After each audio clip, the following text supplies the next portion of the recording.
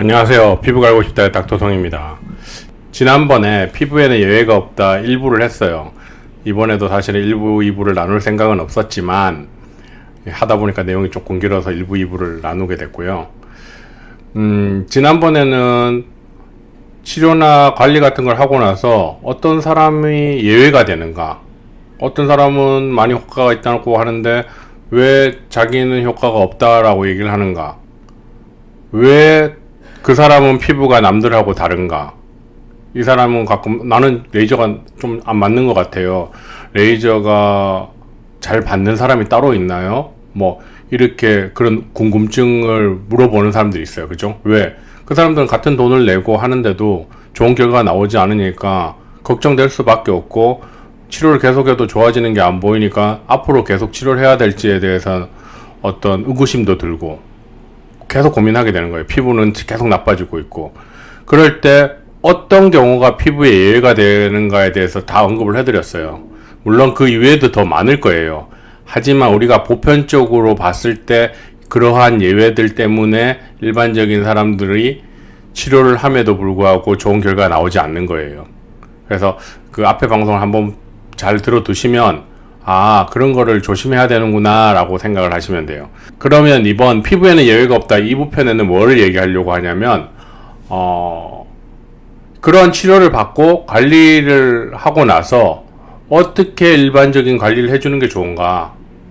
어떻게 보면 일반적인 관리라기보다는 어떻게 일상생활을 할 때 케어를 해줘야지만 그렇게 나빠지는 게 진행이 안 되고 좋은 상태를 유지할 수 있고 치료의 결과가 더 좋게 나올 수 있게 하는가에 대해서 언급을 해드릴 거예요. 이번에도 어떻게 보면 피부에는 예외가 없다 일부에서 말했던 그런 예외에 약간 연결되는 그런 내용이고 카테고리예요. 그러니까 이런 걸 잘 들어두시면 레이저 치료를 받고 관리를 받고 나서 이렇게 좀 케어를 해줘야지만 더 좋게 되는구나, 피부가 나빠지는 걸 막을 수 있겠구나, 이런 걸 알 수가 있어요. 그래서 이번에도 잘 들어두시면 나중에 좋은 피부를 갖는데 큰 도움이 되지 않을까 하는 생각이 듭니다. 끝까지 시청 부탁드리겠습니다.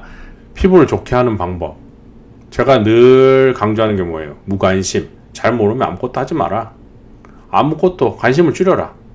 피부를 덜 건드리면 자극을 줄 일이 별로 없어요. 그러니까 덜 악화돼요. 우리가 여드름 같은 거 자꾸 짜고 만지고 하면 덧나고 악화되고 뭔가 계속 문제가 되죠. 그리고 잘 모르면 아무것도 하지 마세요. 인터넷에 돌아다니는 정보를 보고 이거 하면 좋아지겠다, 저거 하면 좋아지겠다 해갖고 하면 그 순간부터 피부는 계속 악화일로를 걷는 거예요. 그러니까 이런 것들 하지 마셔야 돼요. 정말 중요해요. 그 다음에 뭐 약산성 세안제, 최소한의 보습제만 사용해라. 보습제를 두껍게 바르면 각질이 불겠고, 각질이 떨어지면 피부 장벽이 망가지는 거니까 보습제도 얇게 하루 여러 번 땡길 때마다 한두 번씩 바르는 거예요. 그리고 손으로 너무 자주 만지지 말라는 거, 이건 꼭 잊지 마시고, 밖에 나갈 때는 자외선 차단제를 얇게 한번 살짝 바르면 되고요. 계속 덧바르지 말라라고 저는 산전테 설명을 해요. 왜냐하면 자외선 차단제가 굉장히 피부에 자극적이에요. 어떤 병원에서나 유명한 선생님들이 자외선 차단제를 꾸준히 덧발라라고 하는데 이게 피부에 굉장히 자극적이에요. 그래서 홍조가 있는 사람들은 자외선 차단제 잘못 바르면 더 붉어지기 때문에 되게 조심하라고 해요. 저는 얼굴에 자극감이 심하면 오히려 이런 거 바르지 말고 그냥 모자를 쓰고 양산을 쓰라고 얘기를 해요. 그리고 앞에서도 한번 얘기를 했는데 각질 제거 절대로 하시면 안 되고, 뜨거운 물 샤워라든지 사우나 찜질방 조심하셔야 돼요. 아셨죠?